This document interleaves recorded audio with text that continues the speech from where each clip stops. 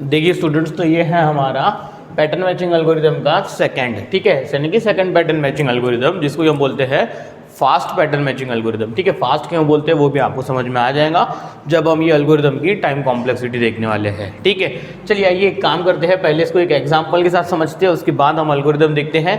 और ये एल्गोरिदम बहुत ही ज़्यादा सिंपल है। जैसे अगर आपने फर्स्ट पैटर्न मैचिंग देखा होगा तो ये उससे भी बहुत ही ज़्यादा क्या है, सिंपल है, और टाइम भी क्या लेता है, कम लेता है। ठीक है, इसके लिए सिर्फ हमें एक चीज़ समझनी है, पैटर्न मैचिंग ग्राफ। बस अगर वो समझ में आ जाता है तो ये एल्गोरिदम क्या है हमारा, बहुत ही इजी है। आइए देखते हैं कि यहाँ पे एग्जांपल से कि करना क्या है हमें सेकंड पैटर्न मैचिंग एल्गोरिदम में। सबसे पहले तो आपको ये पता होना चाहिए कि भाई हमें टास्क अचीव करना क्या है। ये एल्गोरिदम मैंने काय के लिए लिखा हुआ है कि एक टी नाम का बहुत ही बड़ा टेक्स्ट है, पी नाम का हमारा एक पैटर्न है, हमें फाइंड करना है कि वो पैटर्न टी नाम के टेक्स्ट में है कि नहीं है, और अगर है तो इंडेक्स ऑफ दैट, कि वो पैटर्न हमें वो टेक्स्ट में कौन से इंडेक्स पे हमें अवेलेबल है, और अगर अवेलेबल नहीं है तो सेट इंडेक्स इक्वल्स टू 0। ठीक है, तो टास्क आप लोगों को आई होप कि पता है। मैंने बोल दिया टी इक्वल टू एक टेक्स्ट है जिसमें n कैरेक्टर्स है, सपोज n इक्वल्स टू 20 है, तो बेटा ये कितने कैरेक्टर्स हो गए, T1 T2 T3 up to so on T20 तक ये हो गए हमारे characters. Let p equals to AABA, यानी कि मुझे पैटर्न यानी कि AABA मैंने सेम एज इट इज लिया है जैसे मैंने पहले एग्जांपल में लिया था, वही पैटर्न मुझे क्या करना है, फिर से सर्च करना है, but by using second pattern matching algorithm. ठीक है, यानी कि AABA मुझे क्या करना है, यहाँ पे चेक करना है कि वेदर AABA इज अवेलेबल और नॉट। ठीक है, next suppose t equals to हमारा जो है वो है AA एंड सो ऑन, और 18 कैरेक्टर्स और होंगे, पर एक एग्जांपल के लिए मैंने ऐसा सपोज आपको बताया कि भाई t हमारा क्या है, AA से शुरू हो रहा है। ठीक है, तो मुझे बताइए T1 इक्वल्स टू A हो गया, T2 इक्वल्स टू क्या हो गया, A हो गया। अच्छा, T3 T4 T5 up to T20 तक रहने वाले हैं, पर वो क्या है वो मैंने अभी तक लिया हुआ नहीं है। अब मैं आपको बताना चाहूंगा कि ये सेकंड पैटर्न मैचिंग एल्गोरिदम क्या करता है, सो दैट इसका टाइम क्या लगता है, कम लगता है। मुझे बताइए फर्स्ट पैटर्न मैचिंग एल्गोरिदम में हम क्या कर रहे थे, हमने क्या किया था भाई, सपोज हमारा पैटर्न 4-4 कैरेक्टर्स का है, तो हमने टी जो टेक्स्ट था उसके 4-4 कॉन्जिक्यूटिव लेटर्स के सबस्ट्रिंग बना लिए थे। यानी कि जैसे कि एग्जांपल आपको याद होगा तो मैंने 20 कैरेक्टर्स का टेक्स्ट लिया था, 4 कैरेक्टर्स का हमारा क्या था, पैटर्न था, तो हमने 4-4 कैरेक्टर्स के कॉन्जिक्यूटिव कैरेक्टर्स के सेट बना लिए थे। वो बने थे हमारे 17 सबस्ट्रिंग के सेट बने थे, 17 सबस्ट्रिंग, और हम एक एक को क्या कर रहे थे, कंप्लीटली चेक कर रहे थे कि भाई पहले 4 ठीक है, जब तक मिसमैच नहीं होता हम क्या कर रहे थे, चेक कर रहे थे। पर अब हम यहाँ पे ये नहीं करने वाले हैं, हम यहाँ पे क्या करने वाले हैं, देखिए हम क्या करने वाले हैं यहाँ पे, मुझे बताइए कि भाई अगर t इक्वल्स टू AA से शुरू हो रहा है और पैटर्न p इक्वल्स टू है AABA, इट मीन्स मुझे बताइए ये AA से कंपेयर हुआ होगा, यानी ये पहला A T1 से कंपेयर हुआ होगा, दूसरा A T2 से कंपेयर हुआ होगा, और मैच फाउंड हुआ। तो मुझे बताइए अब ये 2 फाउंड हो गए हैं, तो अब क्या पॉसिबिलिटी है, देखिए पॉसिबिलिटी ऐसी है कि हमारा T3 क्या हो जाए, T3 यहाँ तो B होगा, T3 यहाँ तो A होगा, या तो T3 AB के अलावा कुछ और होगा, तो कुछ और को मैंने मान लिया X। ठीक है, कि भाई वो AB के अलावा कुछ भी है, तो जो AB के अलावा कुछ भी रहेगा तो हम उसको क्या मान लेंगे भाई, X, एक रैंडम जो हमारे इनपुट सेट में अवेलेबल ही नहीं है। आप ऐसा समझिए कि यहाँ पे इनपुट्स क्या है, इनपुट स्ट्रिंग जो आने वाली है वैलिड, वो काय की आने वाली है भाई, A और B की। ठीक है, तो चलिए मुझे बताइए ये AA, 2 AA हमारे मैच हो गए, तो बेटा उसके बाद पॉसिबिलिटी क्या है, बेटा उसके बाद पॉसिबिलिटी है कि T3 हमारा क्या हो जाए, T3 हमारा B हो जाए। मुझे बताइए T3 अगर हमारा क्या हो जाएगा, B हो जाएगा, ध्यान से सुनिए मेरी बात, T3 अगर B हो जाएगा तो इट मीन्स कि मुझे जो हमारी W1 है, W1 के साथ तो हमारा मैच क्या होने वाला है, होने वाला नहीं है, क्योंकि W1 जो रहेगा वो AA समथिंग, या फिर ये जो B आ गया तो ये AA क्या हो जाएगा हमारा B। मुझे एक बात बताइए भाई, ये 2 AA है, ठीक है, तीसरा हमारा क्या है, B है, चलिए B भी हमारा क्या हो गया, वेरीफाई हो गया। देखिए ये B के साथ मैच हो गया, अगर मैच हो गया यानी ये क्या था T3, तो हम क्या देखेंगे T4, भाई T4 A है तो परफेक्ट मैच हमें क्या हो गया, मिल गया। या फिर T4 हमारा क्या है, सपोज T4 हमारा क्या है, B है, तो हम बोल देंगे कि भाई मैच नहीं मिला। आ रही है बात समझ में, यानी कि T3 अगर हमारा क्या है, B है, और उसके बाद T4 हमारा क्या मिल गया, A मिल गया, तो सीधा सीधा क्या हो गया, मैच फाउंड। और अगर T4 हमारा B मिला तो हम क्या कर देंगे, उसको सीधा सीधा रिजेक्ट कर देंगे। आई बात समझ में, ये हमारी क्या थी, पहली केस। नेक्स्ट सेकंड, सपोज हमने बोल दिया भाई T3 हमारा क्या आ गया भाई, A आ गया, तो मुझे बताइए ये 2A जो पैटर्न के 2A है वो टेक्स्ट के 2A से मैच हो चुके हैं और तीसरा कैरेक्टर क्या आ रहा है, A आ रहा है। तो मुझे बताइए यानी T3 इक्वल्स टू हमारा सपोज क्या हो जाए, T3 इक्वल्स टू A हो जाए, यानी कि ये जो T है वो A और एंड सो ऑन। तो मुझे बताइए जैसे ही हमारा ये हमने पैटर्न में देखा B है और यहाँ पे हमारा A आ गया, तो ये क्या हो गया भाई, हमारा मिसमैच हो गया। पर मुझे एक बात बताइए, ये मिसमैच होने के बाद भी मुझे बताइए ये जो T3 है इसके लास्ट में क्या है, अभी भी इसके लास्ट में अभी भी हमारे क्या है, 2A अवेलेबल है, ठीक है। और यहाँ पे A आने से, थर्ड लेटर A आने से हमारा क्या हो गया है कि हमारा जो W1 है, जो हमारा ये पैटर्न है, ये W1 से तो हमारा क्या नहीं होने वाला है, मैच नहीं होने वाला है, क्योंकि वो क्या हो गया हमारा क्या हो गया, वो A आ गया, ठीक है। पर मैं आपसे पूछता हूं कि अगर ये ट्रिपल A से स्टार्ट हो रहा है तो हमारा जो WA है, W2 बेटा, वो W2 तो हमारे क्या होगा, 2A से स्टार्ट होगा। यानी हम इतना तो समझ जाएंगे कि भाई अगर हमारा तीसरा कैरेक्टर अगर A आ जाता है तो फिर हमारी जो स्ट्रिंग है, हमारा जो पैटर्न है वो W1 से तो मैच होने वाला नहीं है। पर मुझे बताइए ये ट्रिपल A का मतलब ऐसा नहीं हुआ, ये ट्रिपल A के लास्ट में क्या आ रहे हैं, 2A आ रहे हैं, यानी कि यहाँ पे एक हाई लेवल चांसेस है कि हमारा वो क्या हो जाए, वो हमारा जो पैटर्न है वो W2 से मैच हो जाए। आ रही है कि बात समझ में, कैसे पता, क्योंकि यहाँ पे ये जो ट्रिपल A है, ये ट्रिपल A ये इंडिकेट करते हैं कि जो हमारा W2 है वो डबल A से शुरू हो रहा है और वो पैटर्न के दो कैरेक्टर स्टार्टिंग के क्या है, डबल A ही है ऑलरेडी। तो अब हम एक काम करेंगे कि जैसे कि हमें तीसरा कैरेक्टर पता चल गया A है, तो हम चौथा कैरेक्टर रीड करेंगे भाई T4, यानी कि इसके बाद देखिए, इसके बाद अगर हमारा क्या आता है, A आता है, A आता है तो क्या हो जाएगा, देखिए A आता है तो हम समझ जाएंगे कि भाई हमारा जो पैटर्न है वो W2 से भी मैच नहीं होने वाला, ठीक है, क्योंकि देखिए ट्रिपल A आ जाएगा। आ रही है बात समझ में। पर जब हम नेक्स्ट कैरेक्टर रीड करेंगे पर हमें ये इतना पता चल जाएगा कि जो W3 नाम की सबस्ट्रिंग है वो भी डबल A से शुरू हो रही है, तो वो डबल A को हम फिर से चेक नहीं करेंगे, नेक्स्ट कैरेक्टर रीड करेंगे, ठीक है। चलिए कोई बात नहीं, सपोज मैं बोलता हूं कि भाई T4 हमारा क्या है, B है, T4 हमारा क्या है, B है। मुझे बताइए T4 B है तो देखिए ये W1 का तो रोल खत्म हो गया है कि भाई पैटर्न W1 से तो मैच होने वाला नहीं है। पर अगर T4 अगर हमारा B है तो बेटा W2 हमारा क्या हो जाएगा, B हो जाएगा। तो फिर हम क्या कर देंगे, नेक्स्ट कैरेक्टर T5 रीड कर देंगे, यानी हमें ये पता चल गया है कि भाई ये 2A जो हमारे पहले मैच हो गए थे ये तो हम फिर से चेक करने वाले नहीं है। पर नेक्स्ट कैरेक्टर अगर B आ गया तो भाई हमारा जो पैटर्न है वो W2 से मैच होने के ज्यादा चांसेस है। आ रही है बात समझ में, ये दो पॉसिबिलिटीज यहां से बनेंगी। तीसरा यहाँ पे क्या है, ए के बाद कोई एक रैंडम वेरिएबल यानी कि एक रैंडम लेटर आ जाए जो हमारे इनपुट डोमेन का ना हो, यानी कि ए और बी के अलावा, ठीक है। ऐसा मान लीजिए सपोज सी आ गया, तो मुझे एक बात बताइए, ये 2A और ये 2A हमारे क्या हो चुके हैं, मैच हो चुके हैं, ठीक है। तीसरा यानी कि ये T3 इक्वल्स टू क्या आ जाए, X आ जाए, तो मुझे बताइए इसका कंक्लूजन क्या मान लेंगे हम, यानी कि ये AX, तो बेटा इसका कंक्लूजन ऐसा है कि भाई ये हमारा जो ये है पैटर्न बेटा W1 से तो मैच होने वाला नहीं है। अच्छा क्यों नहीं, क्योंकि ये AX है। अच्छा W2 क्या हो जाएगा, AX एंड सो ऑन, ठीक है। अच्छा W3 क्या हो जाएगा, X एंड सो ऑन। तो बेटा यहाँ पे इसका मीनिंग ऐसा निकलेगा कि अगर AA के बाद फिर से क्या आ गया है, X आ गया है, X यानी कि एक रैंडम कैरेक्टर, आप यहाँ पे C भी मान सकते हो, सपोज मैं मान लेता हूँ C, तो मुझे बताइए ये C तो हमारे पैटर्न में है ही नहीं, तो इसका कंक्लूजन क्या हम ये नहीं निकाल सकते हैं कि हमारा जो टेक्स्ट ये पैटर्न है वो W1 से भी मैच नहीं होने वाला, W2 से भी मैच नहीं होने वाला, W3 से भी मैच नहीं होने वाला। सीधा किसको चेक करना शुरू कर दीजिए, सीधा आप W4 को यानी कि चौथी सबस्ट्रिंग को चेक करना शुरू कर दीजिए।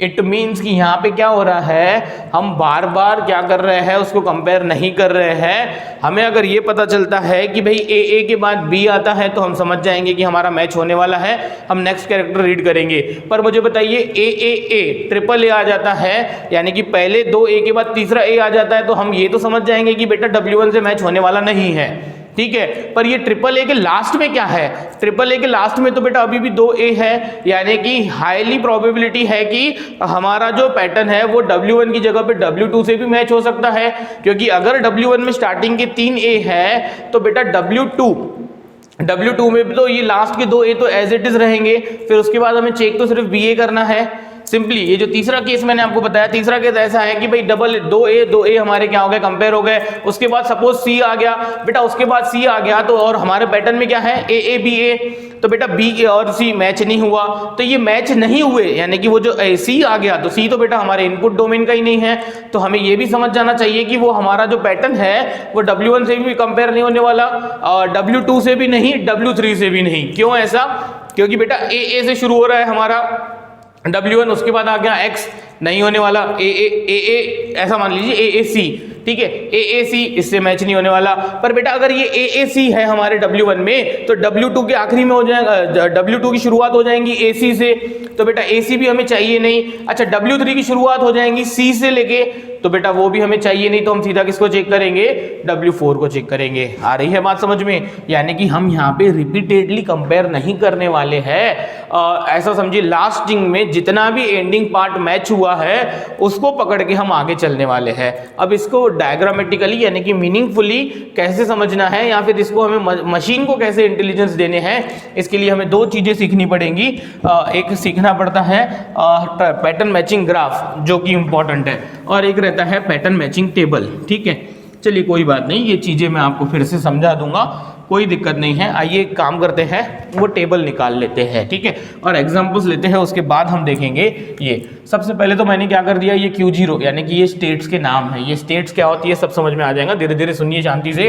Q0 हमारी क्या होती है, ये स्टेट्स है कि भाई यानी कि सपोज हमारा पैटर्न क्या है AABA, तो मैं आपको बोलता हूँ कि इसके ऑल मुझे क्या निकाल के बताइए, प्रीफिक्सेस, कि भाई मुझे बताइए AABA, जो AABA नाम का पैटर्न है, मुझे बताइए एक स्ट्रिंग है AABA, तो मैं ऐसा बोल सकता हूं कि ये AABA स्टार्ट कहां से हो रही है, यानी ये AABA नाम की स्ट्रिंग कहां से स्टार्ट हो रही है। तो मुझे बताइए, सबसे पहले आप बोलोगे कि भाई एम्प्टी, ये जो है मैंने सिंबल निकाला हुआ है ना यहाँ पे, ग्रीक अल्फाबेट है ये, ऐसा, ठीक है, ये होता है empty string, this represents empty string, यानी कि मैं ऐसा बोल सकता हूं कि ये AABA जो है वो कहां से शुरू हो रही है भाई, एम्प्टी स्ट्रिंग से। मुझे बताइए empty string concatenation with AABA, तो बेटा वो तो AABA ही हो जाएगा।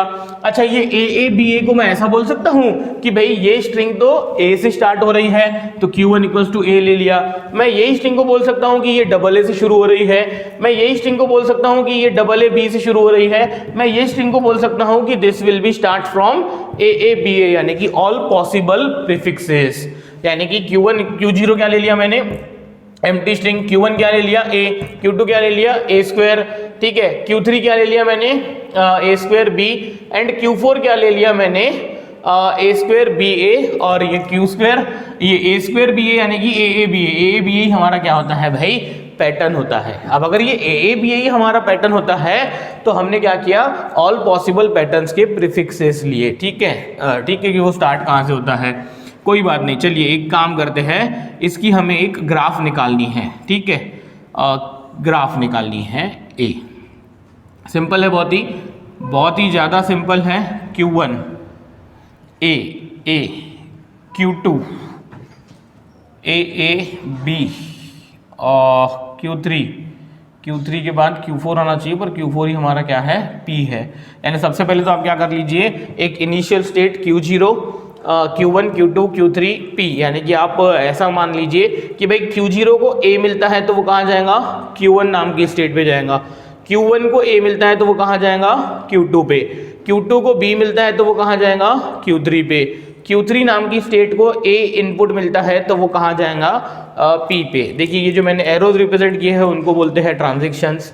और मैंने क्या किया, ये सिंपली पैटर्न अगर हमारा क्या है AABA, तो मैंने ये एक बेस कंडीशन इंप्लीमेंट की कि भाई Q0 नाम की स्टेट को अगर A मिलता है तो कहाँ जाना चाहिए, Q1 पे। Q1 नाम की स्टेट को A मिलता है फिर से तो कहाँ जाना चाहिए, Q2 पे। Q2 नाम की स्टेट को B मिलता है इनपुट सिंबल तो कहाँ जाना चाहिए, वो Q3 नाम की स्टेट पे। ये Q3 कैपिटल लिख देता हूँ मैं। Q3 नाम की स्टेट को A मिलता है तो वो कहाँ जाना चाहिए, B पे। मुझे बताइए वैसे भी AABA, अगर बेटा ये AABA चारों लेटर्स कॉन्जिक्यूटिवली आ गए हमारे टेक्स्ट में तो क्या हो जाएगा, वो पैटर्न से मैच हो जाएगा। तो इसलिए मैंने उसको टर्मिनेट कहाँ पे किया है, P पे किया हुआ है। अब मुझे एक सिंपली एक लॉजिक लगा के बताइए, मैंने आपको बोल दिया कि भाई हर एक स्ट्रिंग क्या होनी चाहिए, एंड्स विथ AABA, यानी कि एंड्स विथ पैटर्न, ठीक है, यानी कि AABA। यानी कि मुझे एक ऐसी चीज यहाँ पे ये डायग्राम ड्रॉ करते समय मुझे क्या ध्यान में देना है कि क्या होना चाहिए, हमारी जो स्ट्रिंग है वो अगर AABA से खत्म हो रही है, हमारी स्ट्रिंग अगर AABA से खत्म हो रही है तो वो कहाँ पे टर्मिनेट होनी चाहिए भाई, P पे टर्मिनेट होनी चाहिए। चलिए कोई बात नहीं है। अब मुझे करना क्या है, ये जो स्टेट ट्रांजिशन डायग्राम है जिसको ही पैटर्न मैचिंग ग्राफ भी बोलते हैं, ठीक है, मैं एक काम करता हूं, एंडिंग विथ AABA की डायग्राम आपको निकाल के देता हूं। बहुत ही सिंपल है। मुझे बताइए क्या करना है, यहाँ पे ये जो Q0, Q1, Q2, Q3 और ये P, इन सभी स्टेट्स के, P का नहीं, P तो हमारा फाइनल स्टेट है, Q0, Q1, Q2, Q3, ये जो 4 स्टेट्स है इनके मुझे क्या करना है, ट्रांजिशंस कंप्लीट करना है। ट्रांजिशंस कंप्लीट करना है का मतलब कि देखिए इधर जैसे Q0 ने हमें क्या ये किया हुआ है, इमिट किया हुआ है, Q0 A नाम का ट्रांजिशन इमिट कर रहा है, तो बेटा Q0 ने B का भी ट्रांजिशन इमिट करना चाहिए, यानी कि Q0, Q1, Q2, Q3 चारों भी, Q0, Q1, Q2, Q3 ये चारों ने भी क्या करने चाहिए, एक A का ट्रांजिशन लिमिट करना चाहिए और एक B का ट्रांजिशन लिमिट करना चाहिए। ठीक है, तो मैंने कुछ ट्रांजिशन तो यहाँ पे ड्रॉ कर लिए हैं क्योंकि वो पैटर्न में AABA था, तो ये AABA इतना तो ड्रॉ हो चुका। पर अगर हम बात करेंगे सिर्फ Q0 की, तो बेटा Q0 तो A क्या कर चुका है, इमिट कर चुका है, यानी Q0 नाम की स्टेट ने A का ट्रांजिशन इमिट कर चुका है, वो भी Q1 पे। तो बेटा Q0 का कौन सा ट्रांजिशन रिमेनिंग है, B।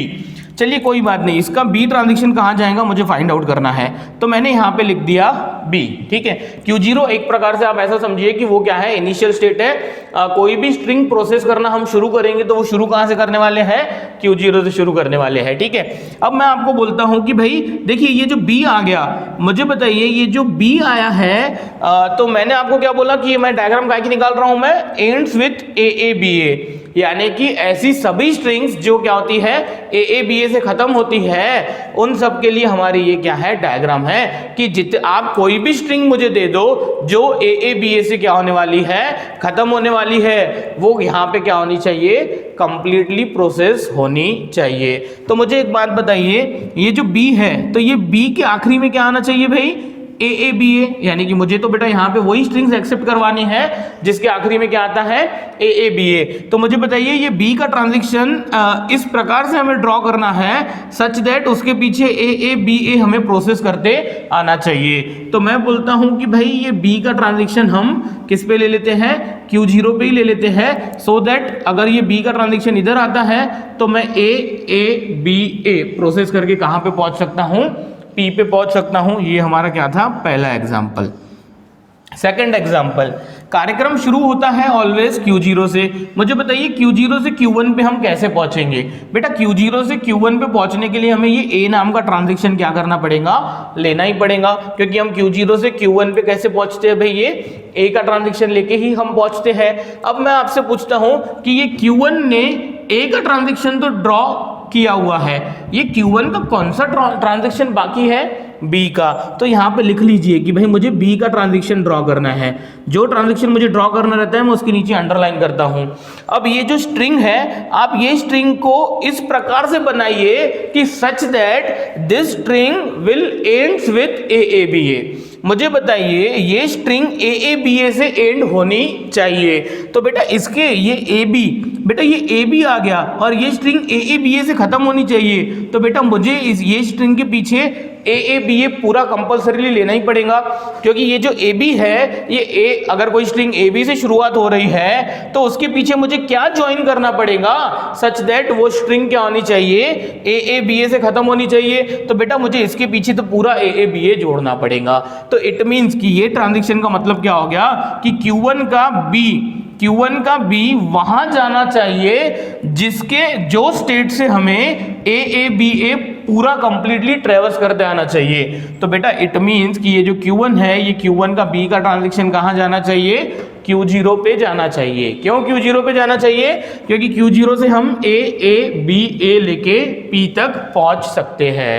ठीक है, कोई बात नहीं, मुझे मालूम है कि आपको नहीं समझाऊंगा, कोई बात नहीं। चलिए तीसरा एग्जाम्पल में Q2 ने कौन सा ट्रांजिशन इमिट किया है भाई, B नाम का ट्रांजिशन इमिट किया है। तो Q2 का कौन सा ट्रांजिशन इमिट करना बाकी है, Q2 का ट्रांजिशन इमिट करना बाकी है ए नाम का, क्योंकि हमने उसका बी तो ट्रांजैक्शन लिमिट कर लिया हुआ है। ठीक है, चलिए कोई बात नहीं है। तो मैं समझता हूं कि पहले तो हम देखिए ये इनिशियल स्टेट हमारी क्या है, इनिशियल स्टेट हमारी Q0 है, तो Q0 से पहले तो मुझे बताइए Q0 से Q2 पे हम कैसे पहुंचेंगे। देखिए ए ये 2A लेके हम कहां पहुंच गए भाई, Q2 पे। अब मुझे बताइए Q2 तो B का ट्रांजैक्शन लिमिट कर चुका है, Q2 का कौन सा ट्रांजैक्शन मुझे लिमिट करना है भाई, ए। तो जो ट्रांजैक्शन लिमिट करना है उसके नीचे मैं अंडरलाइन कर देता हूं। अब मुझे बताइए कि ये जो ट्रिपल ए है, पहले तो ये स्ट्रिंग को ऐसी स्ट्रिंग बनाइए सच दैट कि ये स्ट्रिंग एंडिंग विद क्या होनी चाहिए, ए बी ए। मुझे एक बात बताइए, अगर ट्रिपल ए हमारे टेक्स्ट में है, ठीक है, तो यार ये ट्रिपल ए के बाद मिनिमम मैं इसके पीछे क्या ऐड कर दूं सच दैट ये जो स्ट्रिंग है वो ए बी ए से खत्म होनी चाहिए। तो मैं आपको बोलता हूं कि इसके पीछे अगर सिर्फ और सिर्फ मैंने क्या ले लिया, बी ए ले लिया, तो भी देखिए कि ये जो स्ट्रिंग है complete triple A B A, क्या this is ends with double A B A नहीं है क्या, है। यानी कि ये स्ट्रिंग के पीछे मैं अगर सिर्फ और सिर्फ बी ए भी जोड़ देता हूं तो मैं बोल सकता हूं कि this string sets ends with A B A. ठीक है, इट मीन अब इसका मतलब क्या हुआ, देखिए इधर ये ए लेके मैं Q2 पे पहुंच गया। ठीक है, अब ये ए मुझे वहां ड्रॉ करना है जिसके पीछे मुझे बी ए लेते आना चाहिए। ठीक है, तो मुझे बताइए ये Q2 पे से हम बी ए ले सकते हैं, तो बेटा इसका जो ए है वो कहां आना चाहिए, यहीं पे आना चाहिए। और ये इसलिए हो रहा है, मैंने अभी थोड़ी देर पहले आपको बताया था कि मुझे बताइए 1 2 3 ए आ गए, तो बेटा 3 ए में का मतलब ऐसा नहीं हुआ कि उसके आखिरी में 2 ए अभी भी है ही अवेलेबल। ठीक है, चलिए कोई बात नहीं, एक और एग्जांपल ले लेता हूं मैं, 4th एग्जांपल। ठीक है, लास्ट एग्जांपल है Q3। मुझे बताइए Q3 का क्या ट्रांजैक्शन ड्रॉ किया हुआ है आपने, ये ए नाम का ट्रांजैक्शन आप उसका ड्रॉ कर चुके हो। तो मुझे काय के लिए एग्जांपल सेट करना है कि ये Q3 का बी ट्रांजैक्शन कहां जाएगा। पहले मुझे बताइए Q0 से Q3 तक पहुंचने के लिए मुझे क्या करना पड़ेगा, ए बी। बेटा ये तो लेना ही पड़ेगा मुझे, ए बी लेके मैं कहां पहुंच गया, Q3 पे। मुझे बताइए Q3 का कौन सा ट्रांजैक्शन ड्रॉ हो चुका है, ए का हो चुका है, मुझे कौन सा ड्रॉ करना है, बी, उसके नीचे मैंने क्या कर दिया, अंडरलाइन। अब ये स्ट्रिंग को आप ऐसी स्ट्रिंग बनाइए सच दैट ये स्ट्रिंग एंड्स विद क्या होनी चाहिए, ए बी ए। मुझे बताइए ये string ends with A B A होनी चाहिए। तो बेटा देखिए इसकी लास्ट में तो बेटा 2 बी है, तो ये स्ट्रिंग अगर ends with A B A होनी चाहिए तो इसके लिए मुझे पूरा क्या करना पड़ेगा, ए बी ए मुझे पूरा का पूरा यहाँ पे क्या करना पड़ेगा, ऐड करना पड़ेगा, तो ही मैं बोल सकता हूं कि this string ends with A B A. तो अब मैं आपसे पूछता हूं कि भाई ये Q3 का बी कहां जाना चाहिए। बेटा Q3 का बी वहां जाना चाहिए जहां से, जो स्टेट से हमें ए बी ए पूरा ट्रेवर्स करते आए। इट मीन्स बेटा Q3 का बी कहां जाना चाहिए, Q3 का बी जाना चाहिए Q0 पे। क्यों ऐसा, क्योंकि हम Q0 से ए बी ए प्रोसेस करके ही कहां पहुंच सकते हैं, बी एस पे पी पे पहुंच सकते हैं। मुझे बताइए ये एग्जाम्पल्स पे से आपको ये ट्रांजैक्शंस कैसे ड्रॉ किए मैंने वो समझ में आया क्या। ठीक है, अगर ये डायग्राम समझ में आ गई तो एल्गोरिथम कुछ भी नहीं है, बहुत ही इजी है। ठीक है, हाँ ये मैं आपको फिर से सिखाऊंगा कि ये कैसे जनरेट करते हैं। ठीक है, आई बात समझ में। चलिए कोई बात नहीं है, सबसे पहले तो आप एक काम कीजिए, वीडियो को पॉज करके मैं ये मिटा रहा हूँ एग्जाम्पल्स। ये एग्जाम्पल्स आप क्या कर लीजिए, लिख लीजिए। इसकी मैं आपको प्रैक्टिस भी करवाऊंगा, ये कैसे करते हैं वो भी मैं आपको बताऊंगा, पर पहले आप इसको पॉज करके ये 4 एग्जाम्पल्स तो भी लिख लीजिए। ठीक है, चलिए कोई बात नहीं है। अब इसका क्या कर लीजिएगा आप, इसको बोलते हैं पैटर्न मैचिंग ग्राफ। ठीक है, मैं तो इसको स्टेट ट्रांजिशन डायग्राम बोलता हूँ। ठीक है, पर हम इसको नाम दे देंगे पैटर्न मैचिंग ग्राफ। ठीक है, ये पैटर्न मैचिंग ग्राफ का आप टेबल भी बना सकते हो। कैसे भाई, Q0 Q1 Q2 Q3, अच्छा ए बी, इन सभी स्टेट्स को क्या ट्रांजिशंस क्या मिलने वाले, ए बी। एक काम कीजिए, एक रैंडम भी ले लीजिए। रैंडम यानी कि भाई ये ए बी के अलावा इनपुट आ जाता है तो क्या करना है। तो देखिए अब ये टेबल कैसे निकालना है, डायग्राम पे से टेबल निकालना है। मुझे बताइए Q0 ए लेके कहाँ जा रहा है, Q1 पे, तो यहाँ पे क्या आ जाएंगे एंट्री Q1।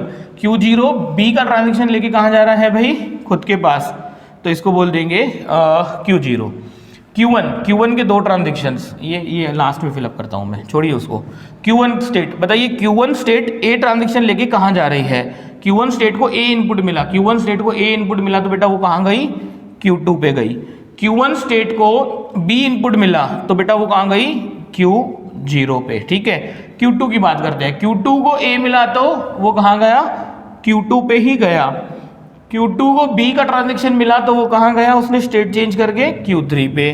Q3 को A ट्रांजेक्शन मिला तो वो कहाँ गया, P पैटर्न यानी कि लास्ट स्टेट पे। Q3 को B का ट्रांजेक्शन मिला, Q3 B लेके कहाँ जा रहा है, Q0 पे। तो बेटा यहाँ पे क्या आ जाएगा, Q0 आ जाएगा।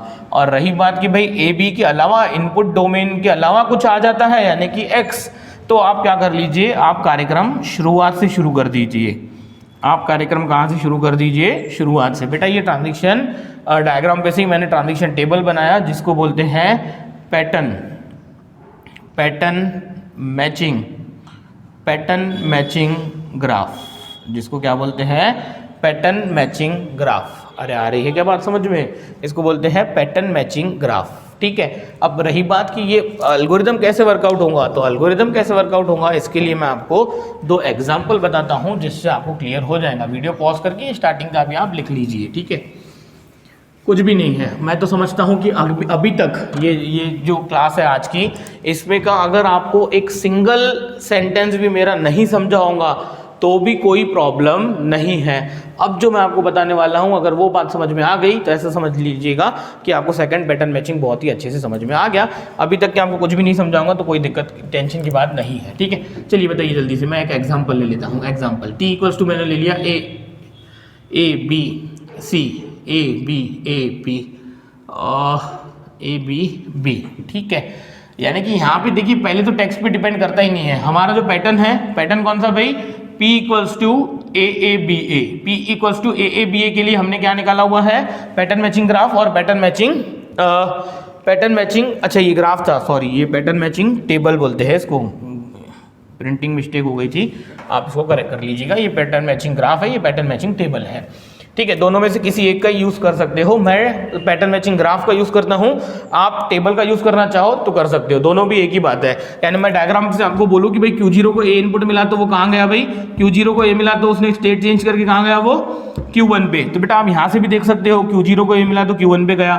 मैंने बोला Q0 को B ट्रांजेक्शन मिला तो Q0 को B मिला तो वो कहां गया, भाई Q0 पे। अब आप यहां से भी देख सकते हो, Q0 को B मिला तो कहां गया, वो Q0 पे। हाँ, एडिशनली यहाँ पे है कि एक रैंडम वेरिएबल, भाई एक रैंडम अननोन वेरिएबल आ जाता है A B के अलावा, यानी इनपुट डोमेन्स के अलावा, तो फिर से कहाँ से शुरू करना है हमें, Q0 से शुरू करना है हमें, ठीक है। चलिए देखिए, तो इसको मुझे ट्रेवर्स करना है, तो बेटा इसको मुझे ट्रेवर्स करना है तो ट्रेवर्सिंग कभी भी शुरू कहाँ से होंगी भाई, Q0 से शुरू होंगी, ठीक है। चलिए बताइए कि A, मुझे बताइए A आ गया, A, तो भाई Q0 को A मिला तो कहाँ जाता है, Q1 पे। भाई ये Q1 पे गया, उसको B मिला, देखिए नेक्स्ट सिंबल क्या है, B। Q1 को B मिला तो कहाँ गया भाई, वो Q0 पे, वो कहाँ गया, Q0 पे, ठीक है। नेक्स्ट, अब थर्ड सिंबल क्या है, C का मतलब मान लीजिए X, ठीक है, X। तो बेटा A B के अलावा कुछ और मिलता है तो कार्यक्रम कहाँ से शुरू करना चाहिए हमें, इनिशियल स्टेट से। इनिशियल स्टेट कौन सी है हमारी, Q0, ठीक है। अगर A B के अलावा मिलता है, यहाँ पे टेबल से आप समझ सकते हो, ठीक है। टेबल को फॉलो कीजिए आप लोग, आप फिलहाल डायग्राम को फॉलो मत कीजिए, डायग्राम को फॉलो करना आपको आ जाएगा, पर पहले टेबल को फॉलो कीजिए कि भाई Q0 को C मिला, यानी कि Q0 को C यानी कि X, A B के अलावा कुछ भी उसको बोलते हैं X, ठीक है। तो मिला तो वो कहाँ पहुँच गया, वो Q0 पे। नेक्स्ट कैरेक्टर क्या है भाई, A। मुझे बताइए Q0 को A मिला तो कहाँ पहुँचे हम, Q1 पे, ठीक है। नेक्स्ट कैरेक्टर B, Q1 को B मिला, ठीक है, Q1 को B मिला तो कहाँ पहुँच गए हम, Q0 पे। कहाँ पहुँच गए हम, Q0 पे। नेक्स्ट इसको क्या मिला भाई, A मिला। नेक्स्ट कैरेक्टर इसको क्या मिला, A। भाई ये Q0 को A मिला तो कहाँ पहुँचे हम, Q1 पे, ठीक है। नेक्स्ट उसके बाद इसको B मिला तो कहाँ पहुँचे भाई, Q1 को B मिला तो कहाँ पहुँचे हम, Q0 पे। Q0 को फिर से B मिला तो कहाँ पहुँचे हम भाई, Q0 पे। यानी कि हमारी पूरी स्ट्रिंग क्या हो गई, ट्रेवर्स हो गई, यानी कि पूरा टेक्स्ट हमने क्या कर लिया, ट्रेवर्स कर लिया। पर मुझे बताइए, एक बार भी हम ये P नाम की जो स्टेट है वहाँ पे पहुँचे क्या, नहीं। इट मीन्स कि हमारा जो ये है, हमारा जो ये है टेक्स्ट, वो पैटर्न को कंटेन नहीं करता, यानी कि हमारा जो पैटर्न है वो टेक्स्ट में अवेलेबल नहीं है। आई बात समझ में? चलिए कोई बात नहीं, एक और एग्जांपल ले लेते हैं। एक ऐसा एग्जांपल ले लेते हैं जो हमारा जिसमें वो स्ट्रिंग हो, ठीक है, ए बी ए बी ए, ठीक है, एंड सो ऑन, जो भी, ठीक है, आप इतना ही लीजिए ना, कोई प्रॉब्लम नहीं है, ठीक है। नेक्स्ट, अब मैं बोलता हूँ शुरुआत कहाँ से होती है भाई? Q0 से। बताइए पहला इनपुट सिंबल, पहला इनपुट सिंबल क्या है? A, यानी कि इसको A मिला। बताइए Q0 को A मिला तो कहाँ गया वो? Q1 पे, ठीक है। अब मुझे बताइए इसको नेक्स्ट इनपुट सिंबल मिलेगा B। बेटा Q1 को B मिला, Q1 को B मिला तो कहाँ गया वो? Q0 पे, ठीक है। Next input symbol is A। बताइए Q0 को A मिला तो कहाँ गया? Q1 पे, ठीक है। Next input symbol A। मुझे बताइए Q1 को A मिला तो कहाँ गया वो? Q2 पे, ठीक है। Next symbol B। Q2 को B मिला, बेटा Q2 को B मिला तो कहाँ जा रहा है? Q3 पे, ठीक है। Next input symbol A।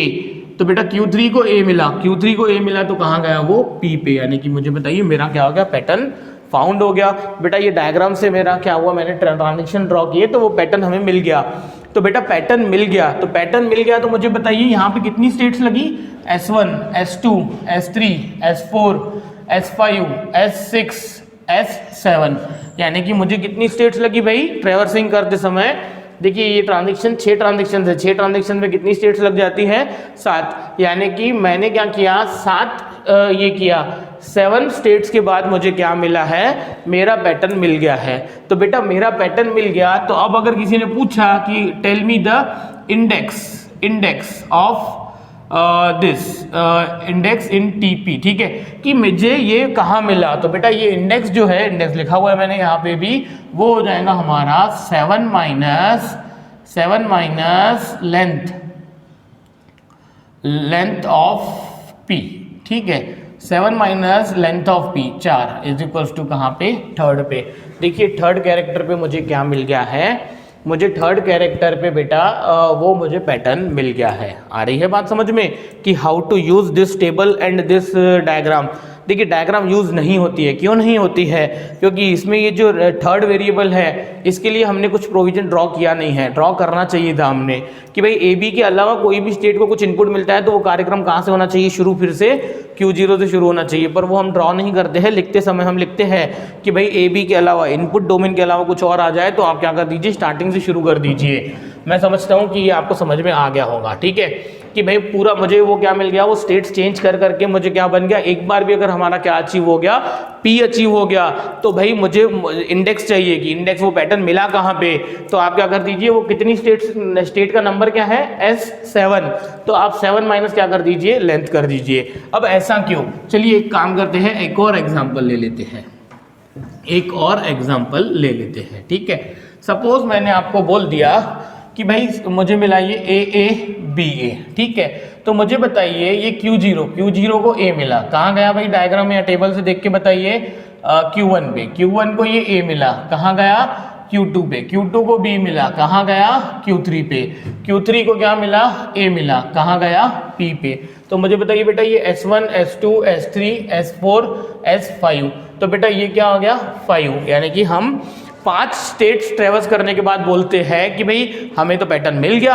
अब मिल गया यानी बेटा, पर वो पैटर्न तो पूरा खत्म हो गया, ठीक है, यानी कि पैटर्न मिल गया पूरा फाउंड होने के बाद हम तो 5 पे पहुंच गए। तो 5 minus length of 4 is equal to कितना आ जाएगा? 1, यानी वो पैटर्न हमें कहाँ पे मिला भाई?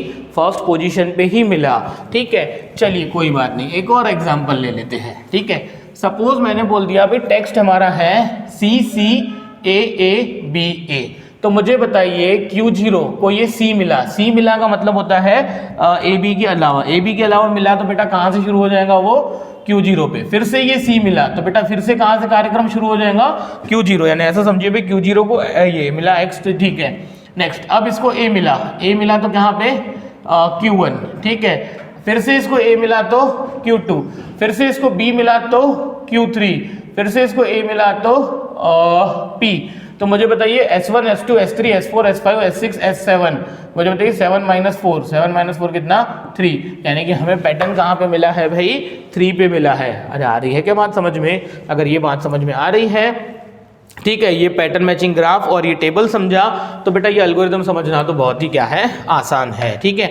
और अगर हमारा ये ट्रांजिशन ट्रेवर्स करने के बाद कभी P बनता ही नहीं है तो हम क्या बोल देंगे, सेट इंडेक्स इक्वल्स टू 0। चलिए आइए देखते हैं जल्दी से algorithm, second pattern matching algorithm.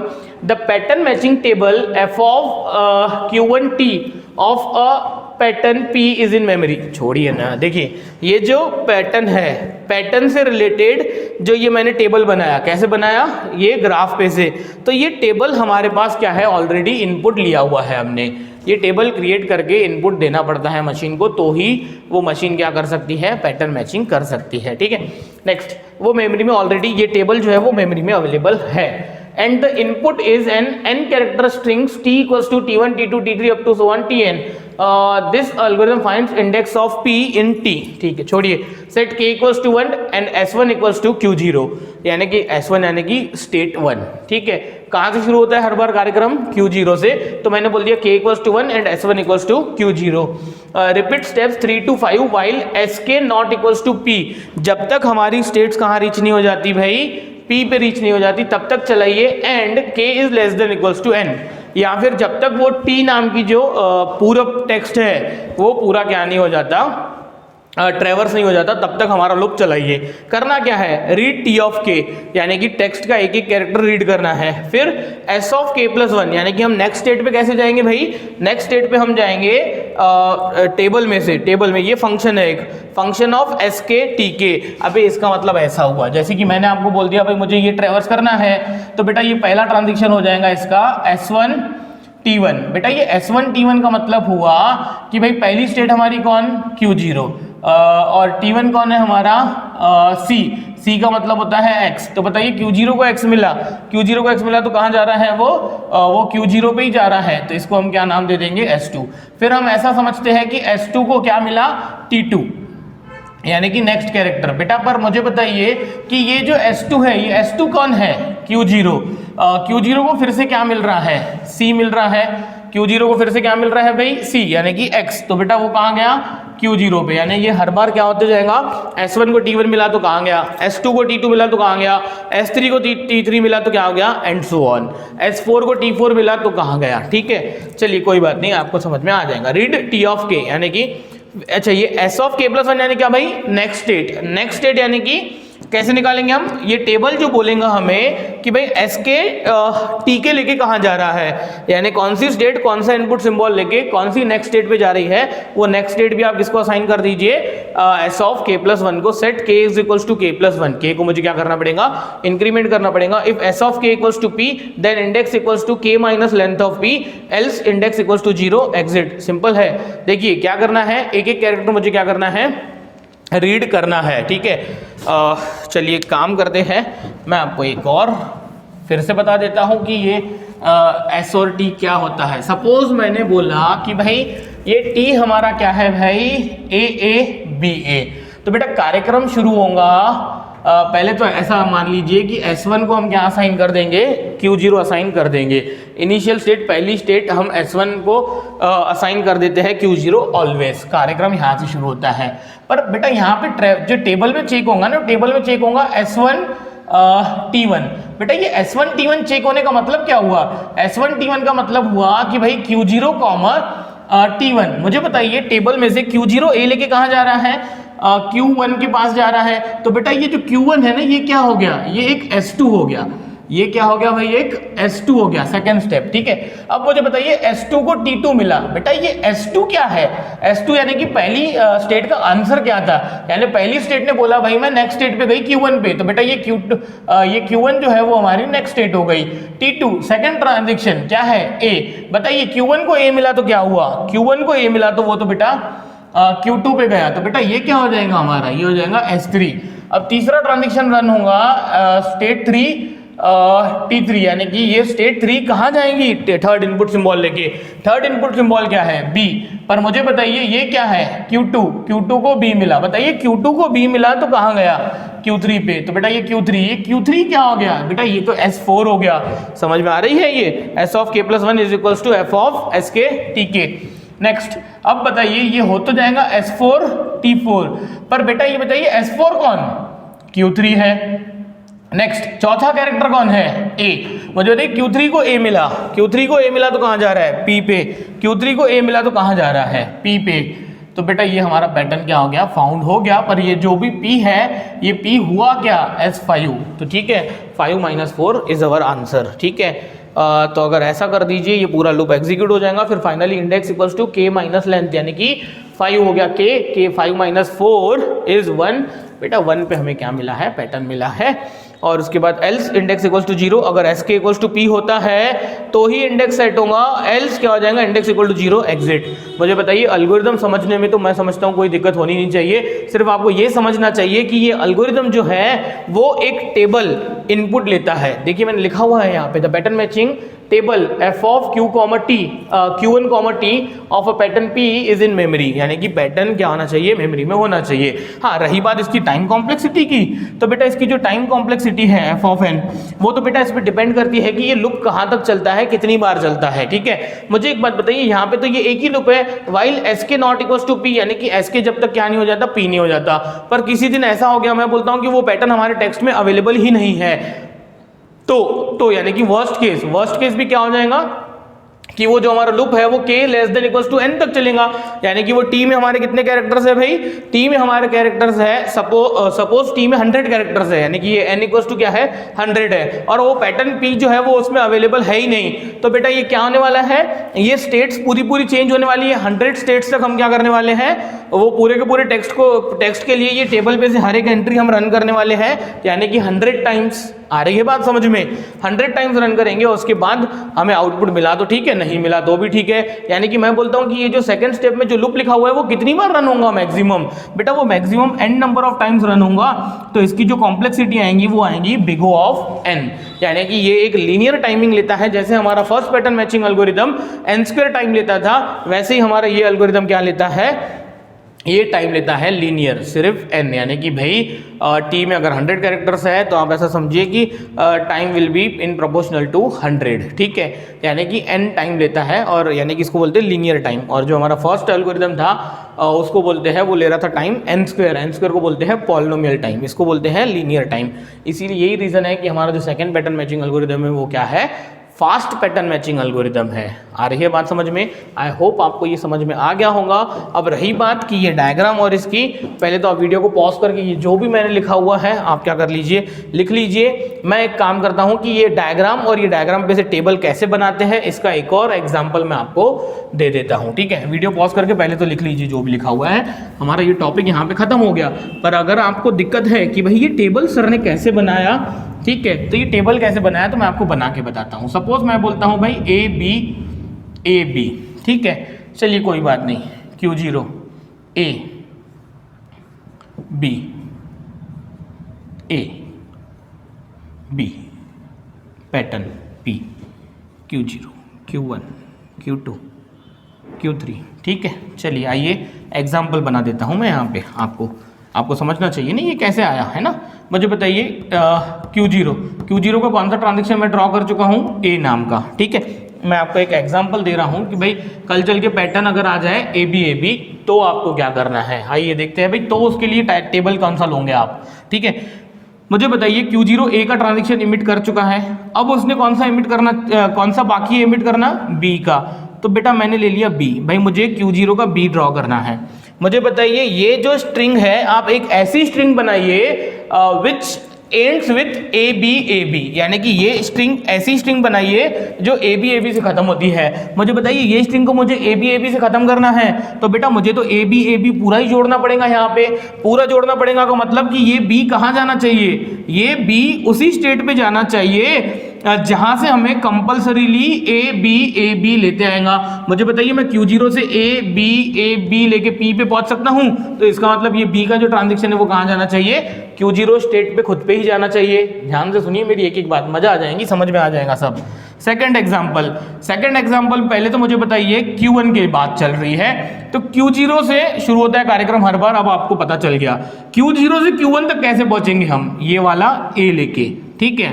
अब Q1 तो मुझे कौन सा ट्रांजैक्शन ड्रॉ करना है, मुझे बताइए। Q1 तो B का ट्रांजैक्शन इमिट कर चुका है, तो Q1 का तो मुझे A नाम का ट्रांजैक्शन क्या करना है, फाइंड करना है।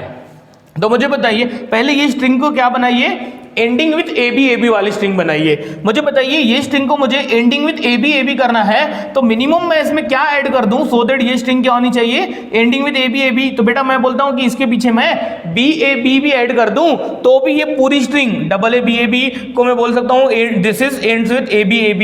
अरे आ रही है बात समझ में।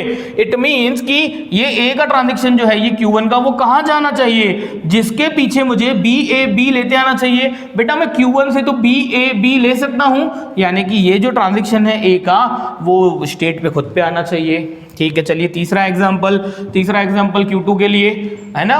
तो बताइए Q0 से Q2 तक कैसे पहुंचते हैं हम, A B लेके मैं कहां पहुंच गया, Q2 पे पहुंच गया। अबे Q2 ने A का ट्रांजैक्शन इमिट कर लिया है, Q2 का कौन सा ट्रांजैक्शन इमिट करना बाकी है, Q2 का तो भाई B का ट्रांजैक्शन इमिट करना बाकी है, उसके नीचे अंडरलाइन कर दीजिए। ये स्ट्रिंग को बनाइए एंडिंग विथ ABAB। मुझे बताइए ये स्ट्रिंग एंडिंग विथ ABAB है क्या, बिल्कुल नहीं। तो मुझे बताइए ये स्ट्रिंग ABAB से एंड होनी चाहिए, इसके लिए मुझे मिनिमम पीछे क्या जोड़ना पड़ेगा, कंप्लीट ABAB जोड़ना पड़ेगा। इट मींस कि Q2 का B वहां जाना चाहिए जिसके पीछे हमें ABAB लेते आता है, पर बेटा हम तो Q0 से ABAB ले सकते हैं। इट मींस कि Q2 का B कहां जाना चाहिए, वहां जाना चाहिए जिसके पीछे हमें ABAB लेते आता है, ठीक है, कोई बात नहीं है। फोर्थ Q3 के लिए बताइए Q0 से Q3 पे मैं कैसे पहुंचा, A लेके, भाई A लेके हम कहां पहुंच गए, Q3 पे। अबे Q3 B नाम का ट्रांजैक्शन इमिट कर चुका है, Q3 का कौन सा ट्रांजैक्शन इमिट करना बाकी है, A का। अरे आ रही है क्या बात समझ में, Q3 B का ट्रांजैक्शन इमिट कर चुका है, देखिए ये B का एरो इमिट किया है ना उसने, A निकालना है। पर मैं पूछता हूं आपसे कि पहले ये जो स्ट्रिंग है इसको आप क्या बनाइए, एंडिंग विथ ABAB बनाइए। तो बेटा ये स्ट्रिंग को एंडिंग विथ ABAB बनाने के लिए मुझे इसके पीछे मिनिमम क्या जोड़ना पड़ेगा, BAB, क्योंकि बेटा A तो लास्ट में ऑलरेडी है। आई है बात समझ में। इट मींस कि इसका A कहां जाना चाहिए, इसका A वहां जाना चाहिए जिसके पीछे मुझे BAB लेते आना चाहिए। तो बेटा Q1 ऐसी स्टेट है जिसके पीछे मैं BAB ले सकता हूं, तो ये Q3 का जो हमारा है, Q3 का A कहां जाना चाहिए इस पे, और वो हो गया P। अब ये एग्जांपल्स मैं मिटा भी सकता हूं, वीडियो पॉज करके आप ये एग्जांपल्स मिटा भी सकते हो, ठीक है। इसकी कोई अब नीड नहीं रही, मेरी डायग्राम मुझे मिल गई। अब इसका टेबल चाहिए, कोई बड़ी बात नहीं है। Q0 Q1 Q2 Q3 P का हम ड्रॉ नहीं करते, A B, ठीक है। Q0 A लेके कहाँ जा रहा है, Q1 पे। Q0 B लेके कहाँ जा रहा है, Q0 पे, है ना। Q1 A लेके कहाँ जा रहा है, Q1 पे। Q1 B लेके कहाँ जा रहा है, Q2 पे, ठीक है। Q2 A लेके कहाँ जा रहा है, Q3 पे, ठीक है। अरे हाँ कि नहीं। Q2 B लेके कहाँ जा रहा है, Q0 पे। Q3 A लेके कहाँ जा रहा है, Q1 पे, ठीक है। Q3 B लेके कहाँ जा रहा है, P पे। बेटा एक अननोन के लिए, भाई AB के अलावा कुछ आ जाए तो वो कहाँ से शुरू होना चाहिए कार्यक्रम, Q0 से ही शुरू होना चाहिए। यानी कि कल चल के किसी ने आपको बोला कि भाई पैटर्न AB मुझे क्या करना है, सर्च करना है टेक्स्ट में, तो आपको ये पैटर्न को पकड़ के क्या निकालते आना चाहिए, ट्रांजिशन डायग्राम, ट्रांजिशन टेबल, जिसको बोलते हैं pattern matching graph, pattern matching table.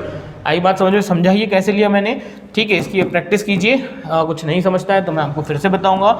Algorithm बहुत ईजी है, टाइम कॉम्प्लेक्सिटी है इसकी बिग O ऑफ N, ठीक है। चलिए कोई बात नहीं, जल्दी से इसको क्या कर लीजिए, कॉपी कर लीजिए।